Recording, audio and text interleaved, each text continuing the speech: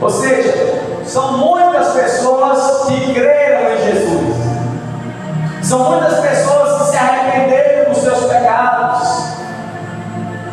E essas pessoas que creram em Jesus, que creram no seu nome, que se arrependeram dos seus pecados, todas essas pessoas que são diferentes, formaram um corpo, onde Jesus era o cabeça. Então, como nós já estudamos, o que é a igreja? A igreja é uma família para o Pai. Nós somos uma família. Deus é o nosso Pai. A igreja é o templo do Espírito Santo. O Espírito Santo, que é o próprio Deus, habita na sua igreja. Mas a igreja também é um corpo para o Filho. Jesus é o cabeça e nós somos o corpo. Se nós olharmos só aqui em Barra do Targil, você vai ver nas igrejas pessoas diferentes, alturas diferentes, cor da pele diferente, classe social diferente, mas todos, Paulo vai dizer, foram batizados no mesmo Espírito. Todos foram batizados formando um corpo, o corpo de Cristo. A igreja do Senhor. Nós somos a igreja. Nós somos o corpo. O que é que Paulo quer dizer? Olha, nesse corpo vai ter pessoas diferentes, temperamentos diferentes, que foram criados diferentes, contextos diferentes, mas que juntos vão aprender a andar como Jesus andou.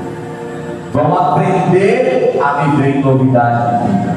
E até hoje Jesus está chamando o povo. Porque Apocalipse diz que Jesus, o Cordeiro de Deus, morreu comprando com seu sangue um povo de toda raça, tribo, língua e nação. Ele já comprou. Ele não vai comprar. Ele já comprou. Então existe um povo ao redor da terra que Deus comprou com o sangue de Jesus. E por isso Jesus diz: as minhas ovelhas ouvirão a minha voz e me seguirão. Através da pregação do Evangelho, esse povo que Deus comprou com o sangue de Jesus vão se reunir no aprisco do pastor, formando assim o corpo. E aí vai dizer versículo 14: porque também o corpo não é um só membro, mas muitos. Olha o que ele diz: o corpo não é um membro, o corpo são muitos membros. Então não existe a igreja depende do pastor, a igreja depende do evangelista, a igreja depende do profeta. Não. O pastor, o profeta, o evangelista é apenas um membro do corpo. O corpo é maior do que o membro. O corpo é que sustenta. O corpo é quem tem forma, guiado por Jesus, que é o cabeça. Por que eu digo isso, irmãos? Porque infelizmente muitas pessoas no nosso meio ficam exaltando gente na igreja. Ah, se fulano não pregar, a igreja não anda. Ah, se fulano não cantar, a igreja não anda. O que o texto está dizendo? Nós somos um corpo, não um membro. Não é o membro que vai dizer se aquela igreja vai fechar ou não. É o cabeça que é Cristo. E ele tem um corpo chamado igreja. Versículo 15: se o pé disser, porque não sou mão, não sou do corpo, não será por isso do corpo? E se a orelha disser, porque não sou olho, não sou do corpo, não será isso do corpo? Se todo o corpo fosse olho, onde estaria o ouvido? Se todo fosse ouvido, onde estaria o olfato? Olha o que ele está dizendo. Ele está fazendo analogia. A orelha está dizendo. Olha o que a orelha está dizendo na analogia de Paulo: eu não sou olho, ou seja, eu quero ser olho. Olha a orelha dizendo: eu quero ser olho, eu não sou do corpo. Então imagine cada membro dizer: eu sou o pé. O pé dizer: eu não sou mão, eu queria ser mão, mas eu sou pé. Então eu não sou do corpo? E aí Paulo vai dizer, versículo 18: mas agora Deus colocou os membros no corpo, cada um deles como quis. Quem foi que ajustou o corpo? Não foi o pastor da igreja. Quem foi que colocou cada um na posição certa do corpo? Foi Deus. Como Ele quis. Deus não recebe ordem de pessoas. Ele disse: olha, você vai ser pé, olha, você vai ser braço, você vai ser cotovelo, você vai ser orelha, você vai ser boca, você vai ser coração. Quem colocou? Deus, como Ele quis. O que é que Paulo quer dizer para nós? Ei, se Deus me colocou em uma função do corpo, não questione Deus. Ah, Deus, porque o Senhor me colocou em outra posição? Quem somos nós para questionar Deus? Nós deveríamos ser gratos pela salvação que Ele nos deu e pela função que Ele nos deu no corpo, que é a sua igreja. Então quem coloca cada um na posição é Deus, não nós. E aí ele vai dizer no versículo 19: e se todos fôssemos só membro, onde estaria o corpo? Se todo mundo fosse olho, onde estaria o corpo? Imagine se todo mundo fosse pé, onde estaria o corpo? Ou seja, Deus não chamou todos para uma mesma função. Porque se todos no corpo fossem a mesma função, não existiria corpo, seria apenas um membro. Imagine se todo mundo fosse coração. Onde é que o coração é o corpo? Imagine se todo mundo fosse mão. Onde é que a mão é o corpo? Não. Ele não chamou todo mundo para a mesma função. E aí ele diz no versículo 20: agora pois há muitos membros, mas um só corpo. E o olho não pode dizer à mão: não tenho necessidade de você, nem a cabeça aos pés: não tenho necessidade de vós. Antes, os membros do corpo, que parecem ser mais fracos, são necessários. Olha o que Paulo está dizendo. A mão não pode chegar para o pé e dizer: eu não preciso de você, pé. O pé não pode chegar para a mão e dizer: mão, eu não preciso de você. Porque o que Paulo está dizendo? Aqueles no meio da igreja que parecem ser mais fraquinhos são os que Deus mais dá honra. É isso que ele está dizendo, versículo 22. Antes, os membros do corpo que parecem ser os mais fracos, eles são o quê? Eles são necessários. Ah, fulano só louva, ele é necessário. Fulano só vai na igreja, ele é necessário. Fulano só contribui financeiramente, faz mais nada na igreja, ele é necessário. Fulano só sai evangelizando e entregando panfleto, ele é necessário. Aquele que você disse que é o menor da igreja, Paulo está dizendo: ele é necessário. Não despreze ninguém. Ninguém do corpo de Cristo na igreja pode ser desprezado. Pelo contrário, ele tem que ser estimulado a fazer o que Deus chamou ele para fazer. Mas hoje o que é que acontece no meio da igreja? As pessoas exaltam uns e abatem outros. E o que Deus está dizendo para nós essa noite é que não seja assim no nosso meio. Que nós não venhamos excluir aqueles que nós achamos ser pequenos e fracos. Porque Paulo, através do Espírito, está dizendo: eles são necessários. Nós precisamos deles. Ninguém é desprezível na casa do Senhor. E aí ele vai dizer, versículo 23: e os que reputamos serem menos honrosos do corpo, a esses honramos muito mais. E aos que em nós são menos decorosos, temos muito mais honra. Olha só. Aqueles que nós reputamos, que é reputar, que nós achamos ser menos honrosos do corpo, os mais fraquinhos, esses nós honramos mais. Uma vez uma irmã disse: eu vou fazer aqui uma feijoada, eu nunca fiz, mas eu vou fazer uma feijoada para o pastor, a esposa do pastor e alguns líderes da igreja. Eu disse: irmã, eu já pensei em fazer uma feijoada para aqueles irmãos da igreja mais fraquinhos, aqueles que muitas vezes não louvam, não pregam, mas que estão ali. A irmã faria uma feijoada? Ela disse: nunca pensei nisso, mas porque a gente pensa em fazer com o pastor, né, que é o líder da igreja. Mas Paulo não disse isso. Paulo disse: aqueles que nós achamos ser mais fracos no corpo, nós devemos dar maior honra. Mas a igreja faz como? Quer honrar só o pastor, quer presentear só o pastor, quer fazer um almoço só para o pastor. E os outros que estão ali, que nós falamos que são os mais fracos, mas Deus diz: é esses que vocês devem dar mais honra. E aí, irmãos, por que na nossa mesa só senta quem tem carne? Por que na nossa casa só come o melhor aqueles que têm posições na igreja? Porque nunca convidamos aqueles que nós reputamos ser os mais fracos, mais humildes. Isso é acepção de pessoas, e na casa do Senhor não há acepção. Na casa do Senhor não há acepção de pessoas.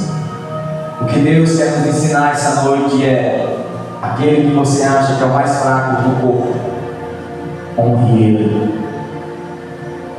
Assim como você honra os demais que você acha superior. E aí Paulo vai dizer, versículo 25: para que não haja divisão no corpo, mas antes tenham os membros igual cuidado uns dos outros. Olha o que ele está dizendo. No corpo não pode haver divisão, mas uns têm que cuidar dos outros. O que ele está dizendo não é só o pastor que tem que cuidar de vocês, vocês têm que cuidar uns dos outros. Porque a gente aprendeu: o pastor, tu é o pastor tem que visitar, o pastor tem que evangelizar, o pastor tem que orar. Realmente o pastor tem que fazer tudo isso. Mas o que Paulo está dizendo é: você é responsável por cuidar do seu irmão. Cuidar uns dos outros. Nós não vemos isso. Mas é isso que Deus quer na igreja dele. Que nós cuidemos uns dos outros, que nós nos preocupemos uns com os outros, que nós sintamos a dor uns dos outros, assim também como nós sintamos a alegria uns dos outros, porque esse é o sentimento que há em Cristo Jesus, e nós somos o povo de Deus. Que nós venhamos cuidar uns dos outros, que nós venhamos se preocupar uns com os outros, que nós venhamos se doar uns pelos outros. E João vai mais longe, ele diz na primeira carta que nós venhamos dar a nossa vida pelos nossos irmãos, assim como Cristo deu a sua vida por nós. A Bíblia diz, e João fala: se nós não amamos, nós não conhecemos Deus, porque Deus é amor.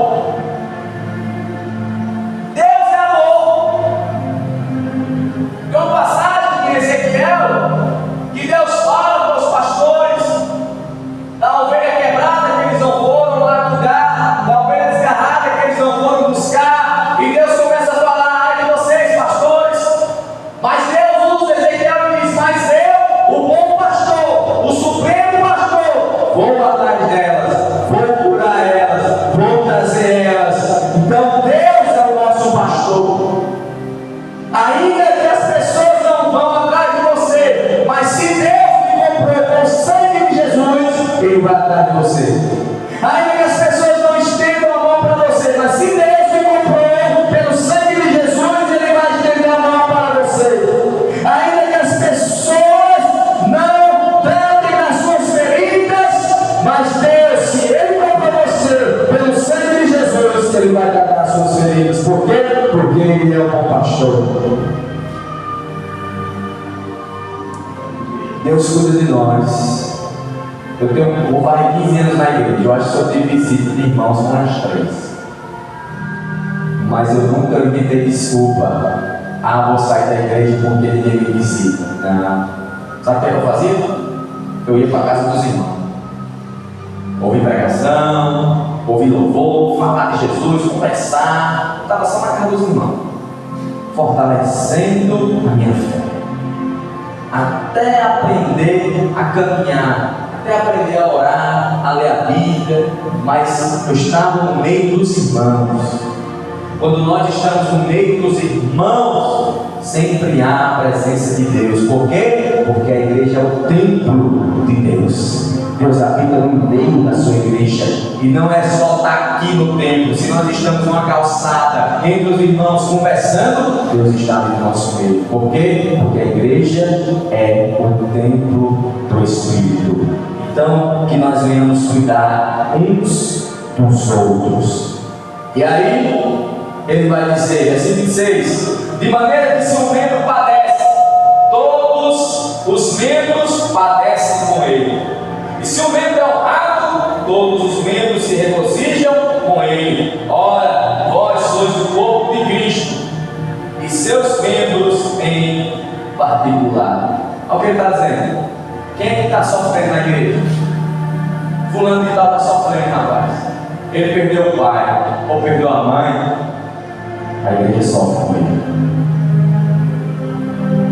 Fulano de tal está enfermo, está acamado. A igreja sofre junto com ele. Fulano ganhou um emprego, estava desempregado, ele está feliz agora, vai poder sustentar a casa dele. A igreja se alegra com a vitória do nosso irmão. Isso é a igreja do Senhor. Não há ciúme, não há discórdia, porque o que Deus tem para mim, Ele tem para mim. O que Deus tem para você, Ele tem para você. O que é inveja? Inveja é isso aqui, irmão. Deus me deu algo e você diz: Deus, por que o Senhor não me deu? Por que o Senhor deu a ele? Isso se chama inveja. Mas na casa do Senhor não há inveja. A gente não diz: Deus, por que o Senhor deu a ele e não me deu? A gente diz: Deus, obrigado porque o Senhor ajudou o nosso irmão. Obrigado porque o Senhor abençoou o nosso irmão. Isso é igreja. Todo mundo na igreja vai viver isso, Marlon? Não. Tem gente na igreja que não vai ser convertido nunca. Ele vai passar anos e anos e não vai se converter. Vai ser invejoso, gente ruim. Não vai deixar a palavra tratar ele. Mas eu estou falando daqueles que foram comprados com o sangue de Jesus, que verdadeiramente pertence a Ele. Ele vai sentir a tristeza do irmão, mas também vai sentir a alegria dele. Isso é a igreja. Isso é a igreja.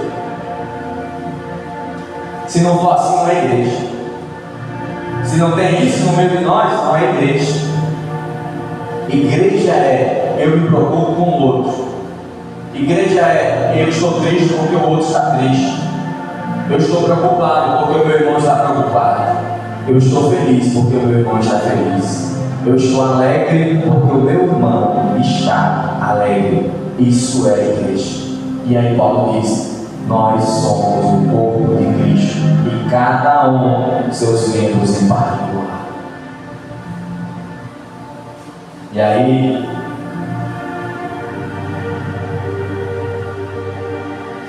ele vai continuar, versículo 28.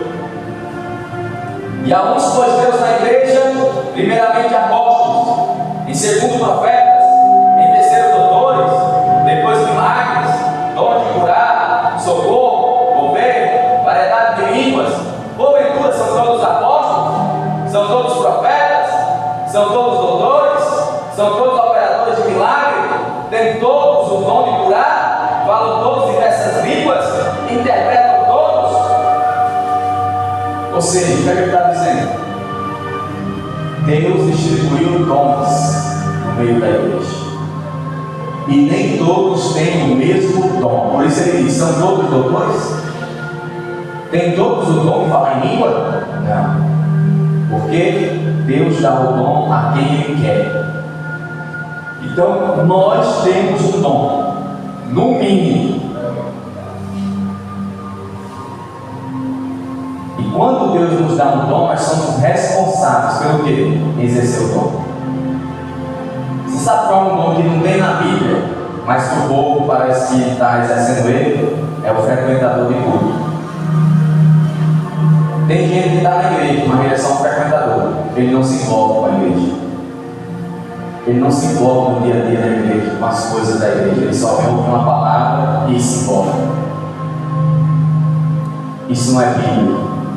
O que Paulo está dizendo é: Deus deu dons e cada um de nós devemos exercer esse dom. Abra sua Bíblia em Efésios. Efésios 4. Efésios 4.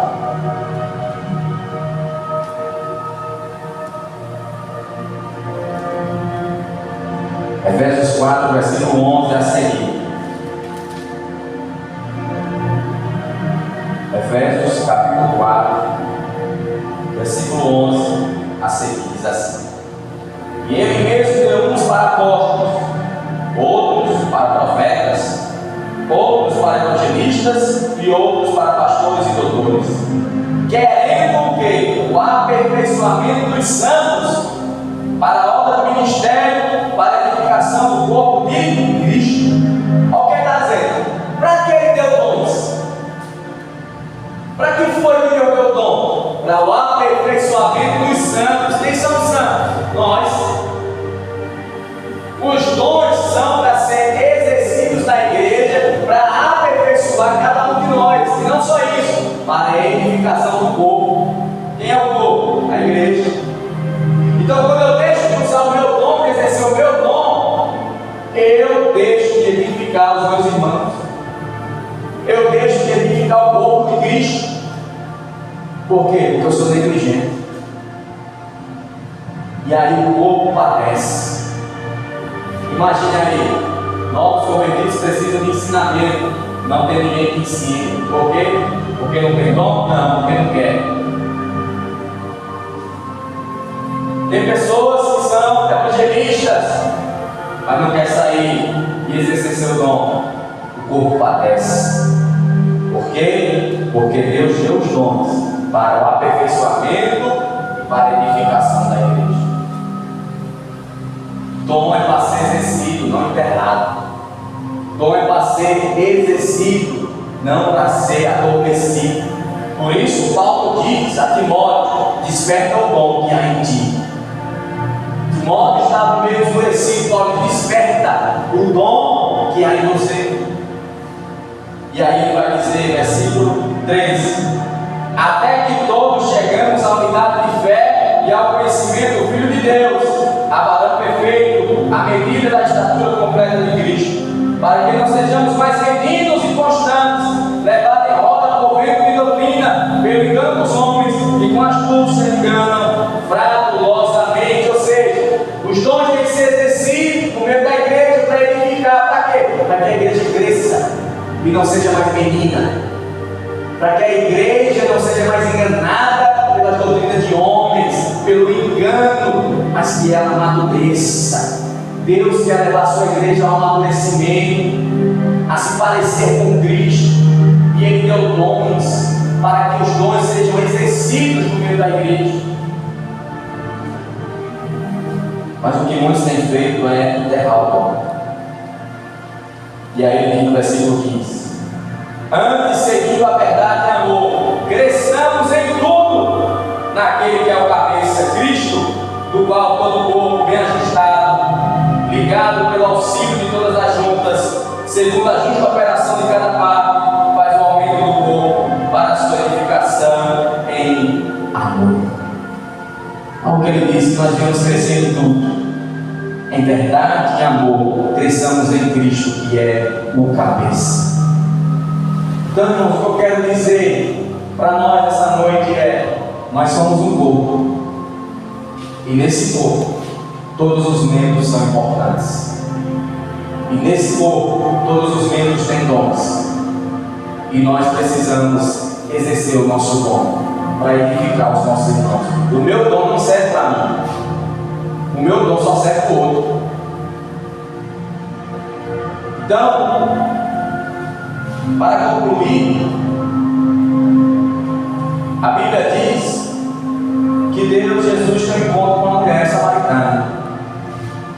E ele prega para essa mulher, e a mulher diz: o Senhor é o Messias que havia de vir? E ali ela tem um encontro com Jesus, e ela deixa o cântaro que ela estava pegando água e vai para Samaria e vai pregar. Ei, o Messias que nós esperávamos, eu falei com ele, eu tive um encontro com ele. O que é que Deus quer dizer? A mensagem que chegou para você não pode parar em você, ela tem que chegar em outras pessoas. A mensagem chegou até aquela mulher, mas ela não disse: eu vou guardar essa mensagem para mim. Não, ela saiu, entrou na cidade dela e foi anunciar que Jesus é o Messias, o Salvador do mundo. O que é que está acontecendo hoje com a igreja da Barra? A mensagem está chegando em nós. Nós sabemos a mensagem, mas a mensagem está parando em nós. Nós não estamos compartilhando a mensagem de salvação com outras pessoas. Não é isso que nós devemos entender. Então nós somos um povo, e nós precisamos entender que cada um tem uma função nesse povo, e nós devemos estar alinhados, cada um exercendo a sua função, para que Cristo seja exaltado, para que a igreja seja edificada, que nós venhamos crescer em Cristo Jesus. Então que nós vamos guardar essa palavra em nosso coração.